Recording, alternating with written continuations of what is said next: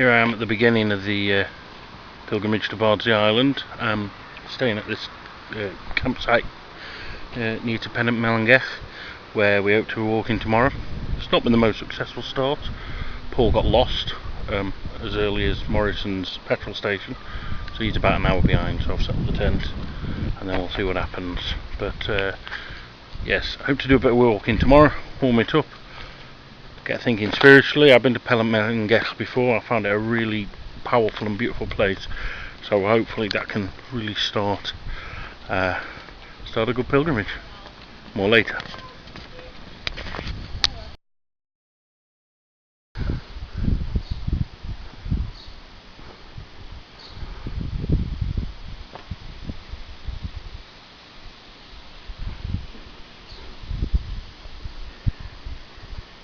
Okay, well, we're in Llanginog now, and this is the start of our first mini walking pilgrimage before we start on the main thing, because we're both kind of out of practice, so we need to get used to the walk. I was thinking of that's his church over there, but he doesn't know the river, but this is mainly the place where people start off to walk to Pennant Mellangeth, and Mellangeth was a very early female saint.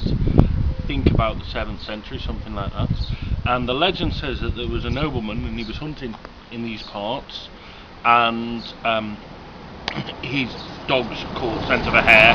They chased after the hare, and when they found it, it was hiding in the folds of the garment of a lady, and he told the dogs to get the hare, but they wouldn't go near, and so he even blew the horn and it would stick to his mouth, no sound would come out. So he asked the lady who she was. She said her name was Mellangeth. She was an Irish princess, and she'd run away because she was trying to force her into a marriage, and she'd come to dedicate herself to God. And she'd been there 15 years already, and he was so impressed that he gave the entire valley to her to start up a monastic community. Where we're going today, in this beautiful little church, is where her tomb still is, and her relics are still there. And it's a shrine, it's very popular, and I think it's an absolutely beautiful place. But before we go, this is the pub we went to last night, and if you have a look on the sign, you can see the legend of St. Mellangeth.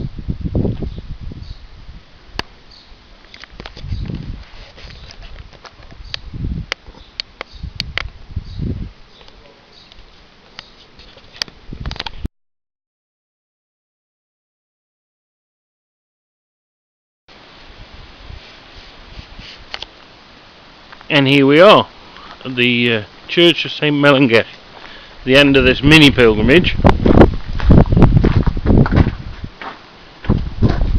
It's a beautiful place, beautiful little church, built on the site, they reckon, of a pagan new grove.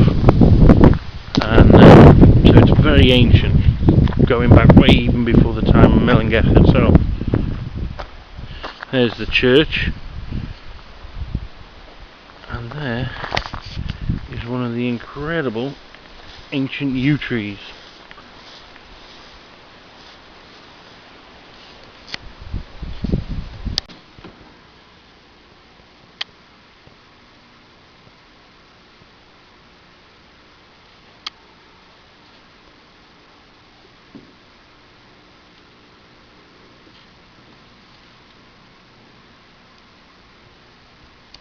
We're in the Church of St. Mellangeth now, and it's a beautiful, quiet place.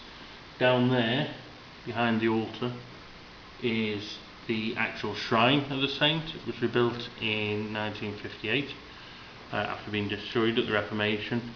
And we're going to have a look at it closely in a minute, but it's quite nice because the original bits have got the stones that they've still got, and then the rebuilt bits have been done in concrete or different stones, so you can tell the difference. And then beyond that is what was called the burial cell, and there's a slab on the floor which they believe was the original place of a burial before it was just put in the shrine.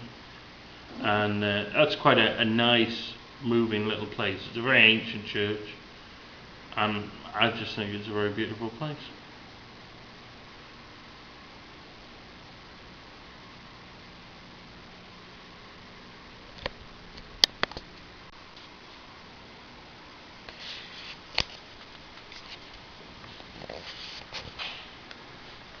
So here we are at the shrine itself. The relics, there are still some relics are in there.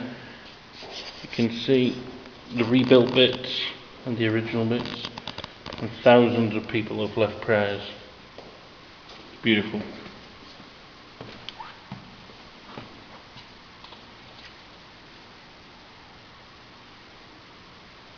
And here we are in the burial place.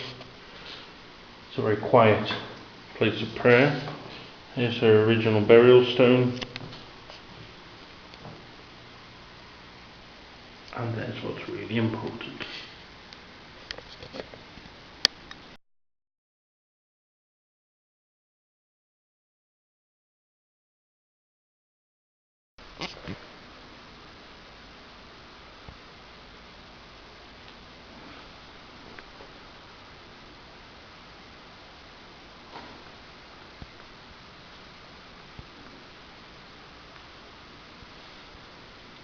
We're in the church of St. Bueno now, in Cleanup Park, and this is on one of the two main pilgrimage routes that used to go to Bardsey. This is where we're starting our pilgrimage. It's about 30 miles to the island. It's dedicated to St. Bueno, who I've actually heard of before because he was involved with St. Winifred in the legend of Holywell. He was the one who put her head back on her shoulders after the prince had chopped it off and miraculously restored her to life. It was her uncle apparently. The reason I'm standing here, this is meant to be his chest. Whether it is or whether it's just the old parish chest, I don't know. But it's nice to think that there might be something that actually belongs to the saint in this beautiful church of his. But that's enough for now. I think it's time to set off and see what we found.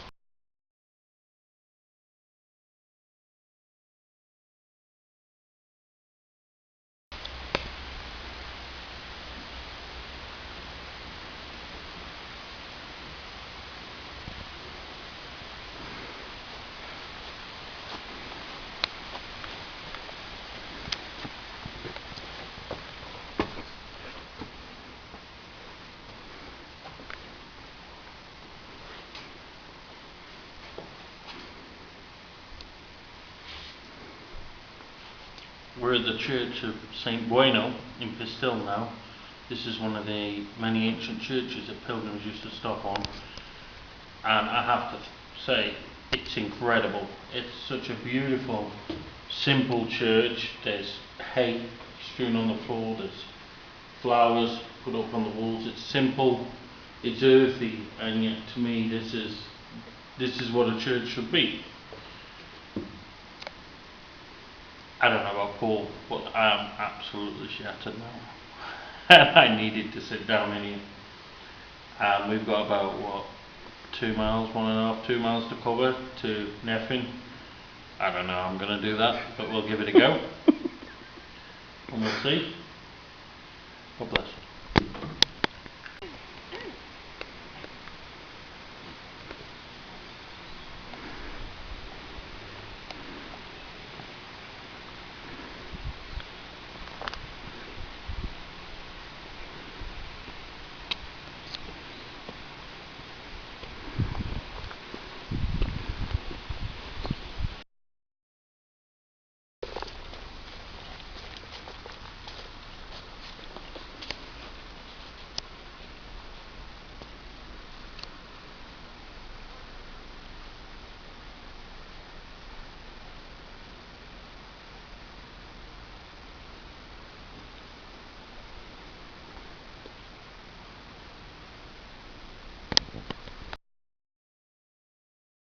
Go.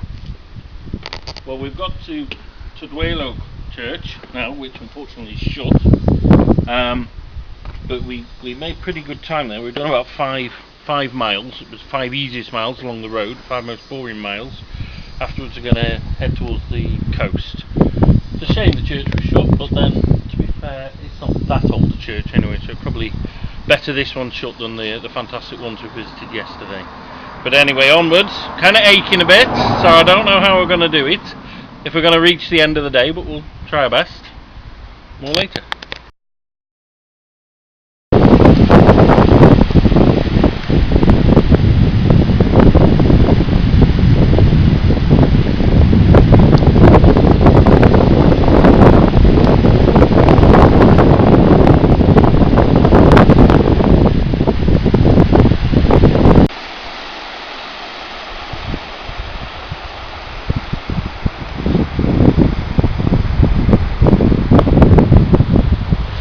Well, we're about 3 miles still from the campsite, in an absolutely beautiful spot here on the beach, and I've seized up and I'm absolutely knackered and I do not want to walk another metre. My God, no. Oh well, that way.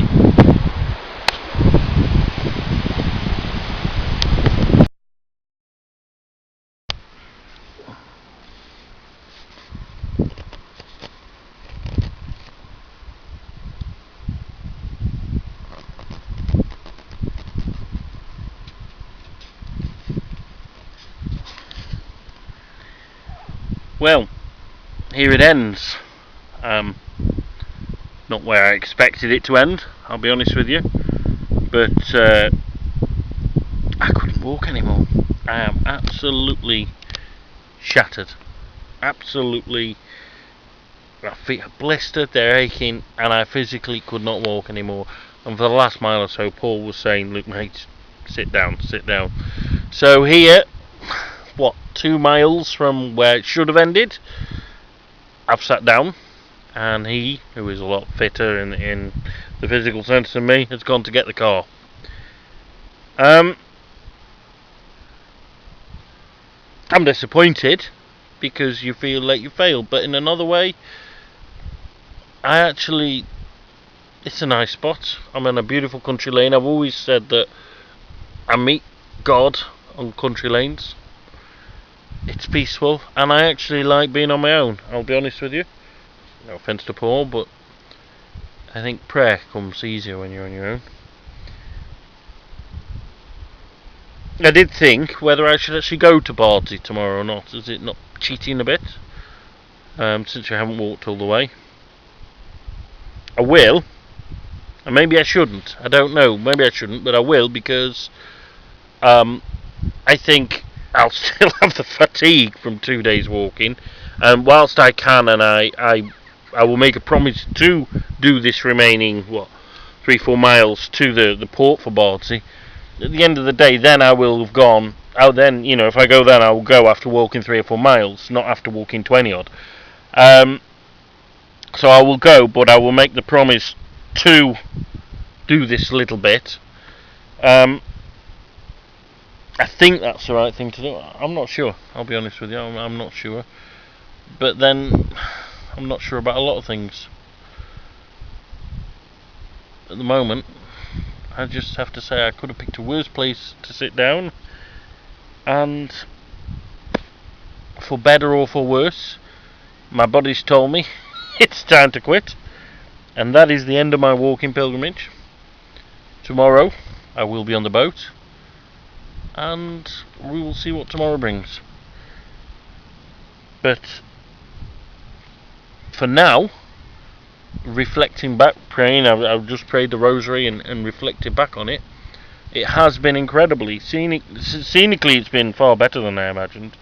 We took the wrong turn near Trevor on the beach. It was like something out of, I don't know, Lord of the Rings or something. The Devil's Beach with boulders the size of tables, and that was hard going. We had to turn back, and then we had a mountain which was horrific to climb up, and Paul actually said at the top he was quite worried for me. I was wheezing that much, but I got up it, and we actually stopped very near the top, and it was idyllic. It was absolutely gorgeous, and that to me will be an abiding memory. It's just looking out over the mountains and the sea, and it's a beautiful scene. And we've had some nice experiences today, walking through almost a passageway of undergrowth, and some fantastic cliff scenes, and the beautiful cove where we sat down to eat, and the fantastic beach we sat down at, and I don't know where I put it, but a nice little thing. But we're going along, and there was a kid that was some kids playing in a garden, and they painted some stones, and they were selling them for 10p. So I bought a painted stone for 10p, made by a little 8-year-old kid, and I'm going to give that to Thomas, and that's his present from my pilgrimage. But for now, that's it. Goodbye. Thank you for watching. See you in part 2. Bardsey Island itself. Out there in the wide yonder.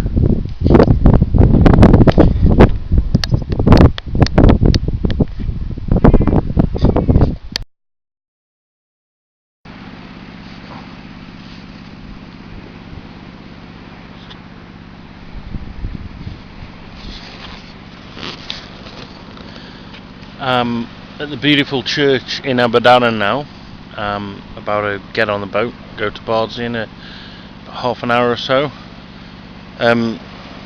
Since I last spoke on that little lane in the middle of nowhere, had a very nice experience, very beautiful experience, which I'll perhaps talk about more later. But I felt that maybe my pilgrimage actually needed that time alone and that time of quiet, and I was granted that, and it was beautiful. And I'm now about to do what the old Celtic saints would say, is to cross over from one realm to the other, and go to the place in between earth and heaven, across that mass of blue.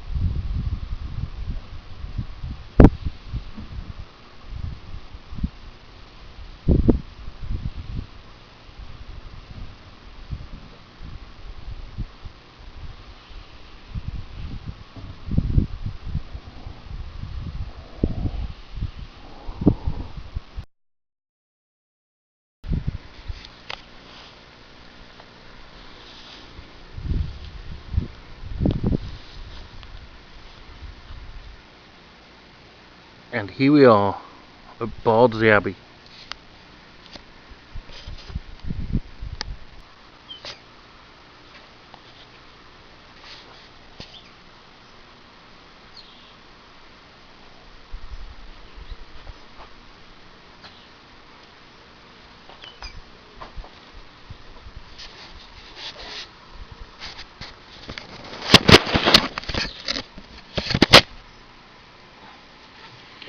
Well, here I am in what remains of the Abbey at Bardsey.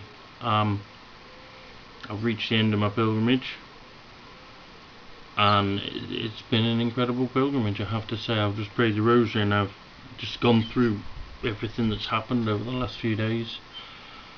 It's been an incredible experience, it's been a learning experience. Bardsey itself, it's not a very big place. I've walked most of the length of it already. But it does have this feeling of being separate from the rest of the world, which I think is what attracted the ancient saints to this island, like so many islands. In a way, it's a shame that there's no proper pilgrimage centre to finish your journey. There is a chapel over there, I haven't been in it yet. Maybe that provides that space, but I thought it best to end my personal pilgrimage here, because this is all that remains of the abbey that was founded by Saint Cadog all those years ago, 6th century. And I want to thank God, and I want to thank Paul also for putting up with me, and thank you for watching this. And please, if you ever have time and an inclination, go on a pilgrimage. And if you ever go on a pilgrimage to Bardsey, I think you'll find it well worthwhile. God bless.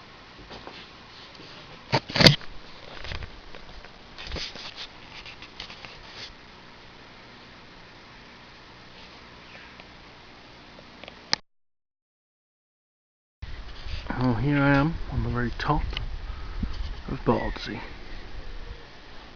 It's island over there, down to Holyhead, the Llyn Peninsula. Where we've come from today, from the headland. Up the top there's Snowdonia in the distance, Cardigan Bay, and then down to South Wales, and just above the other end of the mountain there's the end of the peninsula of St David's, where I was last year.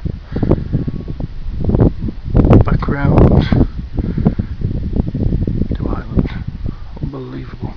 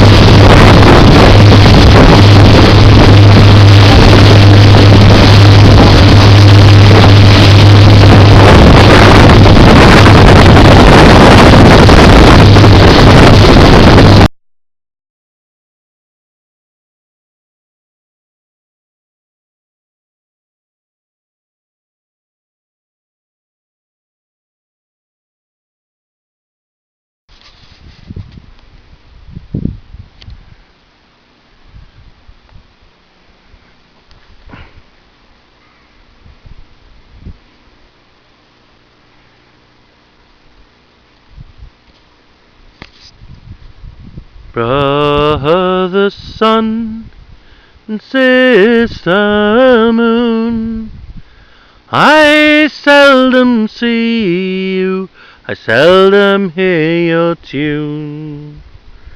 Preoccupied by selfish misery, brother wind and sister air, open my eyes now to visions pure and fair, that I may see the glory around me.